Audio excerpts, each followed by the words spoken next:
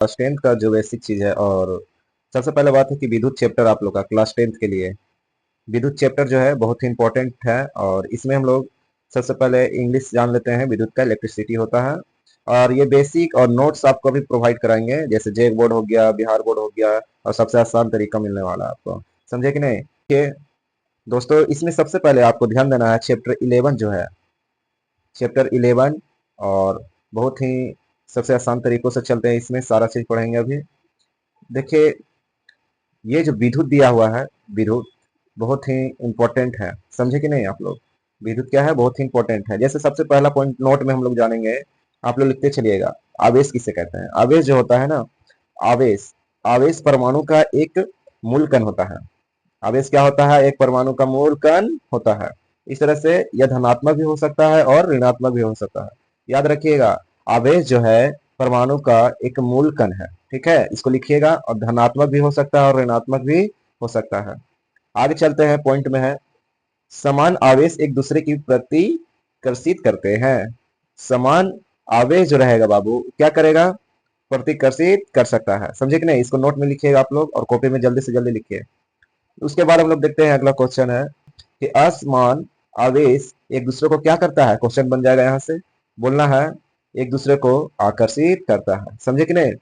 अच्छा, इसका जो कुलॉम हो जाएगा, आवेश का एसआई मात्रक क्या होता है? कुलॉम। आवेश का एसआई मात्रक कुलॉम। अच्छा, कोई पूछे एक कुलॉम आवेश बराबर क्या होता है? 6 × 10 का पावर क्या होता है? 18 इलेक्ट्रॉन पर। ठीक है, उपस्थित आवेश होता है। समझे कि नहीं? इस तरह से आगे चलते हैं। एक इलेक्ट्रॉन पर आवेश जो होता है 1.6 × 10⁻19 क्या होता है? आवेश होता है, याद रखिएगा। Q बराबर एन ए। क्यू बराबर क्या होगा बाबू? N A. यहाँ पे आप लोग लिखिएगा Q बराबर एन ए। क्यू बराबर कुल आवेश। क्यू बराबर क्या होता है? कुल आवेश। कुल आवेश, इसको लिख लीजिएगा। और एन बराबर क्या होता है हम लोग देखते हैं। देखिए, एन बराबर जो होगा इलेक्ट्रॉन की संख्या गिनती है। क्या होती है? इलेक्ट्रॉनों की संख्या, नहीं नंबर। और ई जो होता है, ये क्या करता है? ई हमेशा एक इलेक्ट्रॉन पर आवेश देता है। क्या देता है? एक इलेक्ट्रॉन पर आवेश। समझे कि नहीं? उसके बाद देखिए, विद्युत धारा क्या होता है, सबसे पहले समझेंगे पॉइंट नंबर 1 में। आवेश का प्रवाहित होने की दर को विद्युत धारा कहते हैं। एकदम सरल भाषा में है, एकदम नोट उट कुछ नहीं, अपना भाषा। क्या बोलना है यहाँ पे? बोलना आपको कि आवेश के प्रवाहित जो होने वाली दर है वो विद्युत धारा कहते हैं, यानी कहलाता है। इस तरह से उसके बाद इसमें भी देख लेंगे हम लोग विद्युत धारा क्या होता है। विद्युत धारा, विद्युत धारा का बराबर, यानी विद्युत धारा बराबर क्या हो जाएगा? आवेश बटा समय। आवेश बटा समय अगर ना आए समझ में तो आई बराबर क्यू बटा टी। समझे कि नहीं?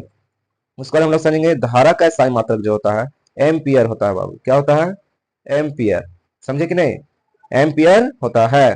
उसके बाद देखिए, अगर इन ना समझ में आए तो एक एम्पियर बराबर क्या होगा, अगर पूछे तो बोलना 1 कूलॉम, ठीक है, पर सेकेंड। यानी क्या बोल सकते हैं हम लोग? यहाँ बोलेंगे 1 कूलॉम बटा 1 सेकेंड। 1 कूलॉम बटा 1 सेकेंड। अच्छा, एक एक मीटर जो होता है, ठीक है, वन 1 मीटर, यानी समझ सकते हैं कि 1 मिलीमीटर। 1 मिलीमीटर, समझे कि नहीं? मिलीमीटर नहीं, इसको 1 मिली एम्पियर बोल सकते हैं। हाँ, 1 मिली एम्पियर बराबर क्या होता है? 10⁻³ एम्पियर होता है। याद रखिएगा इसको। समझे कि नहीं? उसके बाद देखिए, हम लोग ये वाला समझेंगे, बहुत ही महत्वपूर्ण और साधारण है एकदम।